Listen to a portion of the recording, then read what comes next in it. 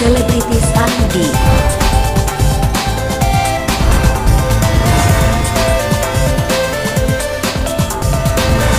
Selebritis ID. Industri jauh lebih maju karena kan kesenian stand up comedy lahirnya emang di New York. Comedy Club pertama adanya di situ, terus stand up comedian terkenal juga di situ, jadi Seinfeld, Louis C.K., Trevor Noah, Hasan Minhaj. Jadi kayak apa ya, kayak semuanya lebih matang, tapi persaingannya juga lebih berat. Tapi buat saya sih, saya happy aja bisa mencoba membangun karir di tempat di mana stand up comedy dilahirkan dan masih jadi satu-satunya orang Indonesia. Kalau boleh tahu, kok bisa akhirnya manggung di sana? Mungkin gelar show atau sampai gelar show di sana? Belum sih, kalau gelar show nggak dipanggil ngejob show ya. Karena saya masih baru hitungannya, jadi mungkin karena banyak yang ngelihat saya, terus udah gitu saya dirasa lucu, jadi saya dapat kesempatan. Karena di Amerika, di New York terutama, ada dua jenis acara stand up yang digelar oleh comedy club sama acara stand up yang digelar oleh sesama stand up comedian. Nah, yang sesama stand up comedian ini biasanya di kafe, di bar, di restoran, toko buku. Terus saya banyaknya dipanggil ke situ. Jadi mungkin karena mereka ngeliat saya di open mic, mereka pikir boleh juga nih si Panji, gua aja kan. Akhirnya jadi tapi ya masih jauh lah kan, saya masih kecil. Karena penghasilan juga masih belum apa. Awal berkarir mungkin harus menyesuaikan culture yang tadi Bang Panji bilang. Betul. Pertama secara bahasa rumit ya. Bahasa Inggris saya sih nggak jelek-jelek amat, tapi tetap mikir gitu. Pas mau ngomong bukan pakai bahasa sendiri, tetap mikir gitu. Tapi yang paling berat adalah mencoba untuk menyelesaikan gaya joke yang lebih suka dipunya sama orang New York. Kayak kalau di Indonesia, saya kan banyak cerita tuh panjang punchline gitu. Kalau di sana tuh pengennya cepet. Nah, karena mereka udah terbiasa nonton stand up kan, jadi mereka duduk udah nggak usah basa-basi, gue udah biasa nonton stand up, buruan lucunya mana gitu. Jadi pace-nya lebih cepat gitu. Nah, menyesuaikan itu, menyatukan referensi itu yang membuat prosesnya panjang banget gitu, untuk bisa menyesuaikan. Itu berapa lama mungkin prosesnya biasanya? Wah, ini untuk gambaran ya, saya sehari bisa 3 kali stand up, 3 kali open mic ya. Terus seminggu bisa 6 kali, berarti 18 kali seminggu. Hitung aja per bulan berapa. Nah, saya dari bulan Januari sampai Mei nggak lucu-lucu. Entah berapa kali anyep tuh, stres sendiri itu. Kenapa gue nggak lucu-lucu? Gue ngapain di sini? Sampai akhirnya pelan-pelan nemu celahnya sampai dapat kesempatan. Tapi ya itulah perjuangannya. Terus risetnya mungkin dari mana? Nah, saya kan niat mau pindah kan dari 2017. Sejak 2017 saya memastikan pengen pindah. Rasanya nggak terhitung tuh berapa banyak video YouTube, berapa banyak podcast, berapa banyak artikel yang saya konsumsi demi persiapan ini. Contohnya kan kayak Joe Rogan, itu kan podcaster yang sangat terkenal. Dia tuh kadang-kadang wawancara stand up comedian. Nah, setiap stand up comedian yang diwawancara itu biasanya cerita soal kehidupan menjadi stand up comedian di sana. Jadi saya serap itu semua. Jadi risetnya sih banyak kan dari situ. Kalau soal karir ya, kalau soal sekolah anak, soal tempat tinggal, itu biasanya ada website lain lagi yang saya pelajari. Tapi memang kesana sendiri orientasinya memang untuk sekedar belajar dalamnya atau memang ke uang gitu Bang Panji? Karena kan penghasilan juga lumayan sih di Amerika. Iya, kalau uang akan datang seiring dengan saya semakin baik jadi stand up comedian. Jadi fokusnya tuh gimana caranya jadi stand up comedian baik dulu. Kalau bagus, ntar uang juga datang.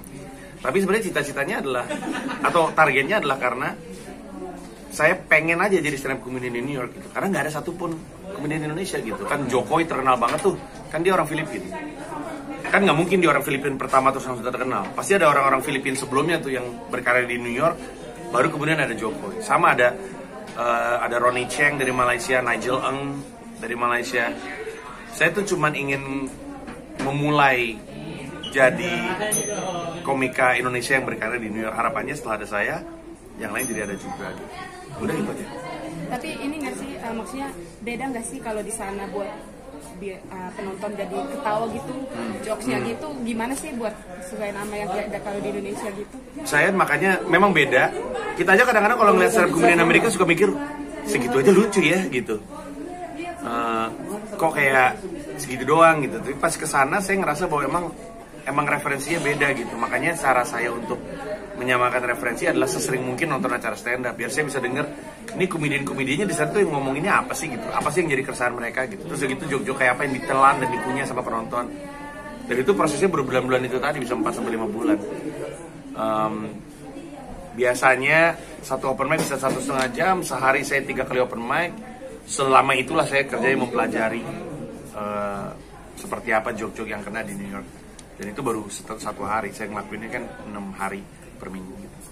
Tapi pernah nggak sih Bang bawa jokes kayak dari Indonesia gitu buat main di sana gitu? Dari 100% joke saya selama ini di New York, mungkin sekitar 20% itu sebenarnya joke Indonesia yang saya alih bahasakan.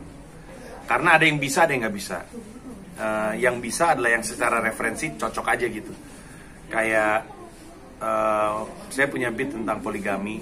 Beatnya kan sebenarnya cuman saya nggak pengen poligami bukan karena nggak pengen punya banyak istri, tapi nggak pengen punya banyak mertua. Nah tuh mereka ngerti tuh, oh iya bener banyak mertua pasti nyebelin tuh gitu. Jadi kalau referensinya cocok, saya bisa alih bahasakan. Tapi ada banyak joke saya nggak pas aja sama referensi luar negeri, jadi nggak ke bawah gitu. Sekarang udah nemu salahnya berarti? Udah lumayan, sisanya adalah mencoba untuk konsisten aja, mencoba untuk sesering mungkin stand up, sesering mungkin dilihat orang, sesering mungkin berharap dapat pekerjaan. Batasan Keluarga juga kayaknya. Sudah, anak saya udah pindah, anak saya sekolah di sana, yang gede udah SMA, yang cewek SMP, dua-duanya sekolah negeri di sana, istri saya juga di sana. Nah, saya lagi di sini nih, keluarga saya masih di New York gitu. Jadi mereka udah pindah dari September tahun lalu. Berarti berencana stay di sana kan? Mas? Rencananya seperti itu, pengen sebisa mungkin selama mungkin yang ada di sini. Kenapa mungkin Mas? Kenapa New York? Untuk membawa seluruh keluarga? Kalau kenapa New York sih karena itu industrinya kan dimulai di sana. Kenapa seluruh keluarga? Karena saya nggak kuat tinggal berjauhan lama-lama sama anak-anak dan istri. Istri juga sebenarnya emang udah dari lama bercita-cita supaya bisa hidup di luar negeri. Cuman anak saya doang berdua yang nggak pengen sebenarnya. Cuman mesti nego mereka 2 tahunan sampai mereka akhirnya setuju dengan ide ini dan akhirnya ikut berangkat ke New York. Berarti official udah berapa lama nih? Dari September mungkin 6 bulan, September, Oktober, November, Desember, Januari, Februari, Maret, April, Mei, Juni. Oh udah 10 bulan. Sampai sekarang survive-nya seperti apa di New York, Bang Panji? Wah, karena New York itu kota yang begitu besar. Orang kalau nanya saya selalu bilang ada banyak hal yang New York lebih baik dari Jakarta, ada banyak hal yang New York jauh lebih buruk daripada Jakarta gitu. Jadi emang ekstrim aja gitu kotanya, sehingga adaptasinya juga berat ya. Cuman saya sih kagum sama kemampuan anak-anak saya beradaptasi. Kayak contohnya mereka dari lahir sampai kami pindah itu kan sekolah diantarin naik mobil. Ketika pindah kan kami nggak punya mobil, naik transportasi umum. Tapi mereka nggak butuh waktu lama untuk beradaptasi. Anak saya yang cowok udah naik bis ke sekolah, anak saya yang cewek jalan kaki ke sekolah karena cuma 15 menit dari rumah. Sisanya ya, kalau soal bahasa mereka emang nggak punya kendala.